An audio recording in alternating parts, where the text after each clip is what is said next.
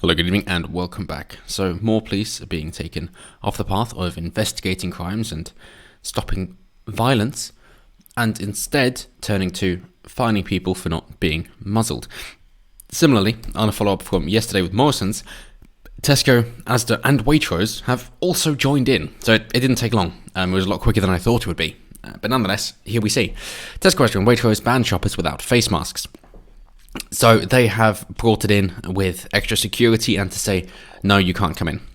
The law has remained the same, of course, saying that it is the law. So those supermarkets have decided to take it upon themselves in order to enforce the law. And because Patel has come out saying what she is saying, you know, instead of going to try and stop more illegal migrants crossing the channel, instead she's turned her attention inwards in order to enforce diktat upon the residents of the country already.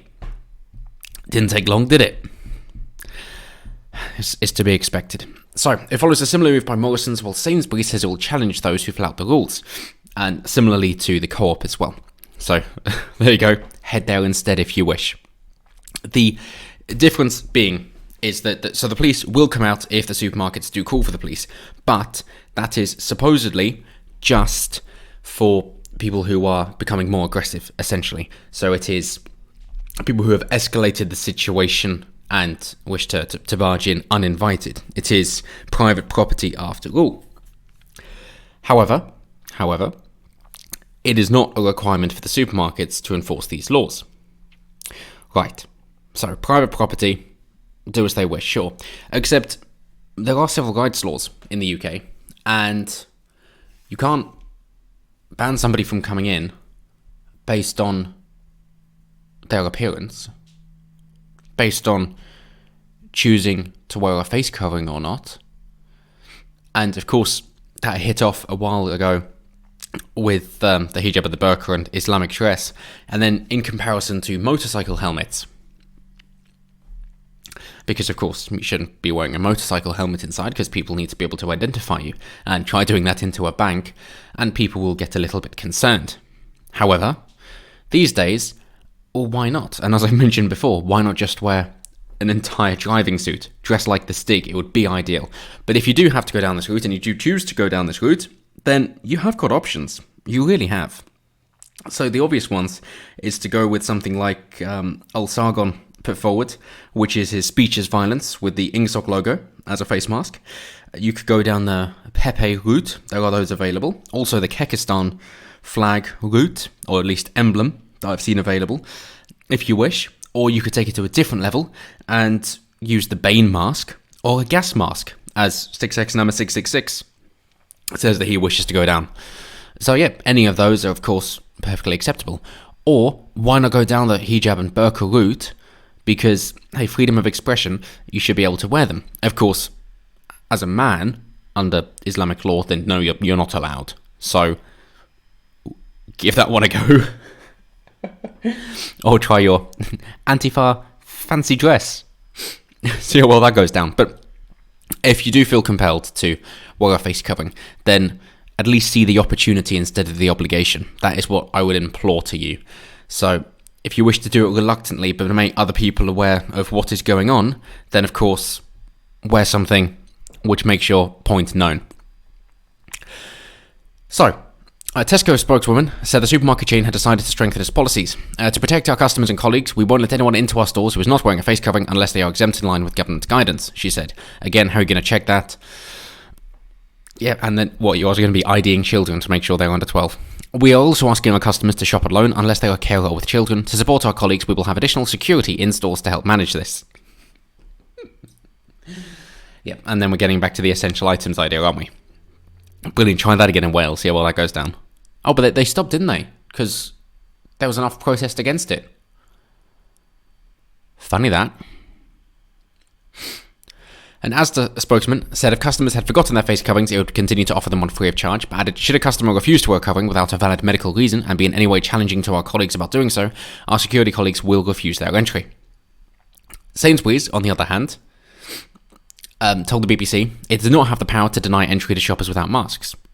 Correct. However, trials showed customers complied more when asked to wear masks by security guards at the door, it said. Well, yes, of course, you're basically threatening people. In an interview with the BBC, Sainsbury's boss Simon Roberts said, "We are not going to ban customers, but he urged shoppers to wear a mask and shop alone." So yes, you don't have the power to deny entry to shoppers without masks. I see civil rights are still worth something then. It's funny when they swing around the other way, isn't it? It's like, yes, businesses should be allowed to do what they want. Yeah, cool.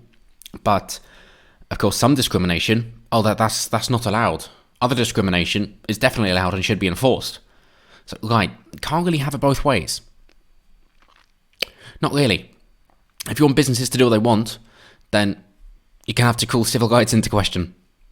Do you want to go down that route? I'll have that discussion, happily. So, by doing that, we'll help keep everybody safe, he said. Co-op also said the same. Cool. So, Priti Patel, what has Priti the Barbarian come to say? Well, people have been urged to play your part and follow COVID rules by Home Secretary Priti Patel, who says she'll back police to enforce laws. At the number 10 briefing, Ms Patel said a minority were putting the health of the nation at risk by flouting rules. Ooh, nanny state. Police are moving more quickly to issuing fines, she added, with nearly 45,000 fixed penalty notices issued across the UK. Stumbling over my words, there's too many. How many are actually going to be paid? We'll have to see, won't we? More people have died after testing positive, hardly a surprise she's testing more people, and more people have been vaccinated. I sympathise. At the briefing, Patel said, "My message today to anyone refusing to do the right thing." The right thing. Oh, it's going to be the right side of history debacle, isn't it? Great. "If you do not play your part, our selfless police officers..." Because we're the good guys, aren't we? And you're the bad guys. And we're definitely correct because we're definitely correct. Yeah, circular reasoning works because circular reasoning works, and so on. "Who are out there risking their own lives every day to keep us safe. They will enforce the regulations." Okay, I've got an idea. Selfless police officers, they're being so kind and helpful to everybody, and they're risking their lives.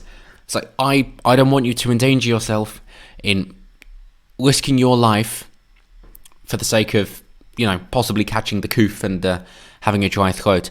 So, in order to save your own life, how about you don't enforce this? Alright? Just a thought. And then if other people wish to risk their own lives, then they can do so. Sound good? If you insist on risking your life because you're a selfless police officer, then thank you very much. I do appreciate that. How about we turn our attention towards stabbings and murders, domestic violence, left-wing terrorism? How about that? If you insist, because you're so selfless and risking your life, then you'd be more than happy to do that because that's having a bigger impact, isn't it? You're not. Oh, looks like somebody's lying. And then Dame Cressida Dick said her officers had been forced to break up parties despite hospitals in London struggling to cope with rising patient numbers. Yeah, they've been forced to break up parties. They don't want to, don't you know? They hate having totalitarian control and you having to do what they say, or, they will drag you away.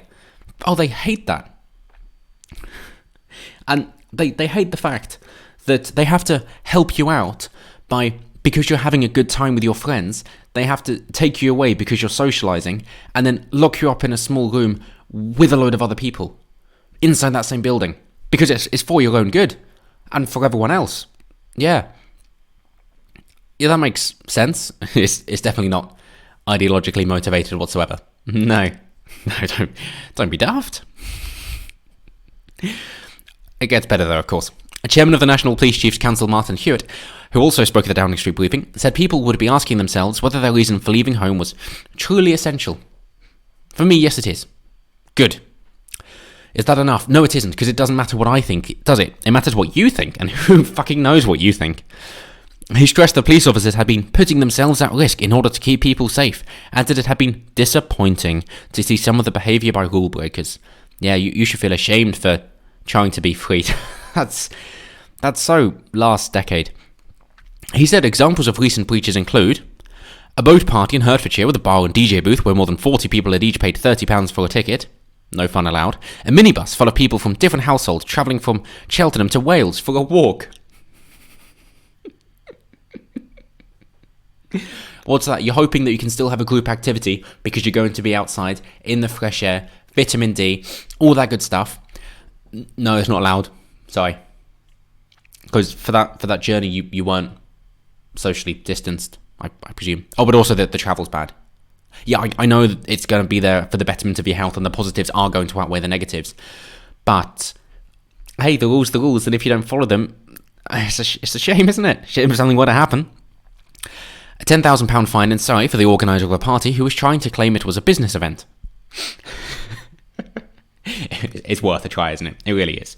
Of course, he didn't mention the couple who were fined £60 for driving 20 minutes to visit an elderly parent in a care home. But hey, I suppose, he just slipped his mind. He would have mentioned it because he's proud of all of this. Definitely, because it's all worthwhile. Mr. Hewitt said he made no apology for police issuing fines and warned people breaking rules, such as by organising parties or not wearing face coverings on public transport, to expect a fine. Yes, because, hey, he's a perfect role model. Oh, yeah. He's never broken any laws whatsoever. Asked if there needed to be more clarity on the guidance around exercise and staying local, Hewitt said it'd be wrong to put a particular distance on how far people could exercise from their home, as it'd be too difficult for police to enforce.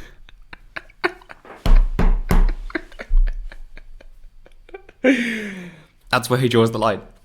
Well, that's it. So it's basically saying, well, if we could increase the policing budget, so we could tell you how far you can go from home, and ideally, have a tracker there on your phone. Why not? We've tried it before. And then we can see where your home is. If we can just get access to Google Maps where people put in their home location, then we can find out from there, because we'll just demand that people unlock their phones for us and make it law that they have to, or they go in that small box again. Then yeah, that would be ideal, because that's definitely what should happen in a fair and just society. But it'd be too difficult for police to enforce, so we won't. We would love to remove your freedoms and look on you and survey you as much as possible. But at the moment, it just can't be done. It's a shame, really. It's a shame that you do have your last vestige of freedom there, but we will try and crack down on it. So, just bear that in mind. We are trying. Thanks, Martin. He said it was right there was an exception to allow people to exercise, but insisted it was the public's responsibility to make sure they were doing so safely.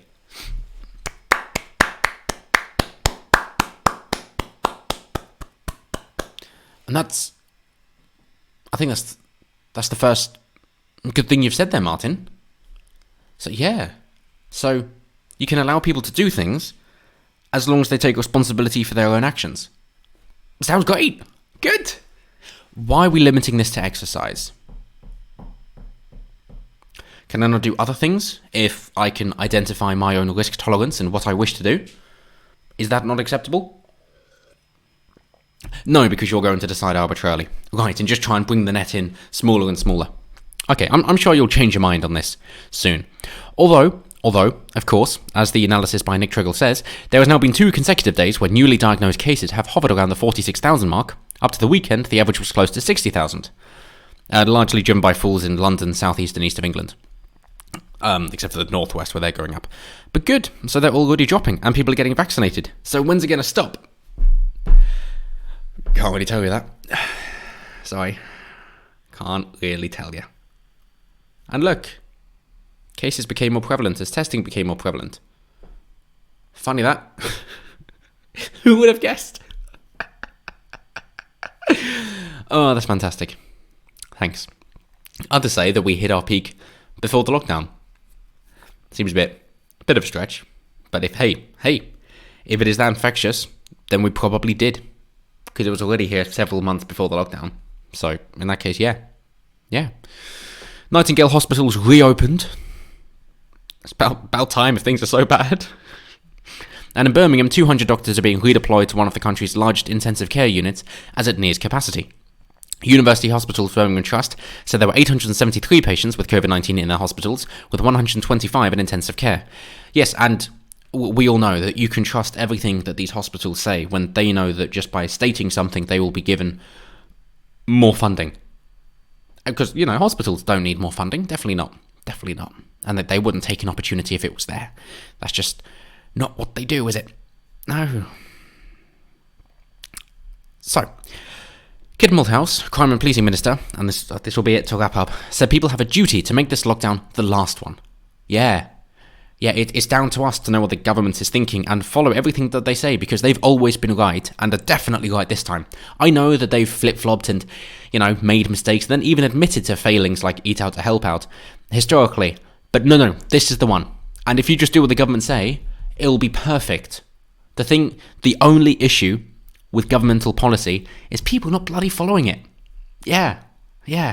Because apparently that's how they think the law works. You're kind of missing the sense of morality there, mate.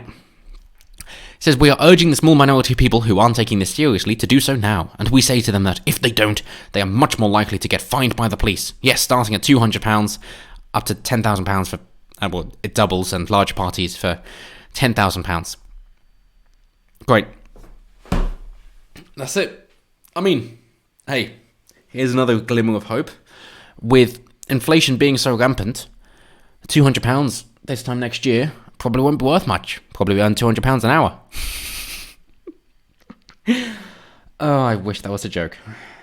Anyway, that's it for me. Let me know what you guys think down below, with more private companies taking it upon themselves, just coinciding with, of course, what Priti Patel has said when she's been taking her eyes off of what she promised to, and instead focusing it where we don't want her to.